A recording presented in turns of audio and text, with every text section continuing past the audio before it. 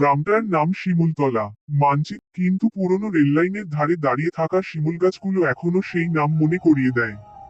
বর্ষার শেষে আমি সেখানে গিয়েছিলাম দূরসম্পর্কের মামার বাড়িতে। সন্ধ্যা নামলেই গ্রামটা কেমন যেন চুপ করে যেত, যেন অদৃশ্য কেউ সবার মুখে তালা মেরে দেয়। মামার বাড়ির পেছনেই ছিল এক পরিত্যক্ত দিঘি। দিনের বেলায় দিঘিটা সাদামাটা, সবুজ শ্যাওলায় ঢাকা, কচুরিপানার ভিড়। কিন্তু রাতে ওদিক দিয়ে যেতে সবাই মানা করত। ওখানে সন্ধ্যার পর আলো জ্বলে। একদিন ফিসফিস করে বলল গ্রামের বুড়ো মদন কাকা। আমি হেসে উড়িয়ে দিলাম। গ্রামে এলে এমন গল্প থাকেই, কিন্তু কৌতূহল মানুষকে শান্ত থাকতে দেয় না।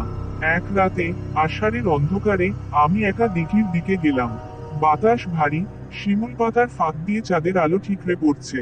হঠাৎ দেখি দিঘির মাঝখানে যেন একটা মৃদু আলো, ঠিক আলো নয়, কুয়াশার ভেতর জোনাকির মতো কাঁপছে। ধীরে ধীরে কাছে যেতেই বুকের ভেতর কেমন করে উঠল। দিঘির ধারে দাঁড়িয়ে দেখি একটি মেয়ের অবয়ব। সাদা শাড়ি, চুল খোলা, মুখটা স্পষ্ট নয়।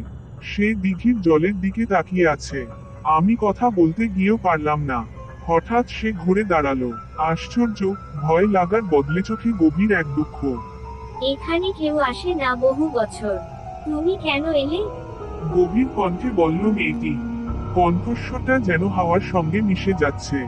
আমি কোনো উত্তর দিতে পারলাম না। পরের মুহূর্তেই আলোটা নিভে গেল। মেয়েটিও জলভেজা কুয়াশার মতো দিঘির জলে মিশে গেল। সেদিন রাতে জ্বর এলো। 3 দিন বিছানা ছাড়া হলো না।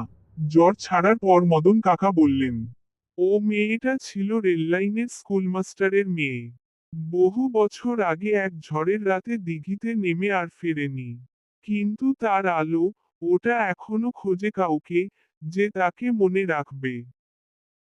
তার কিছু দিন পর আমি শিমুলতলা ছেড়ে চলে এসেছি বহুদিন। কিন্তু আজও কোনো বর্ষার রাতে দূরে কোথাও আলো দেখলে হঠাৎ মনে হয় শিমুলতলার দিঘির ধারে কেউ এখনো দাঁড়িয়ে আছে, চুপচাপ, অপেক্ষায়। সবাইকে ধন্যবাদ গল্পটি মন দিয়ে শোনার জন্য।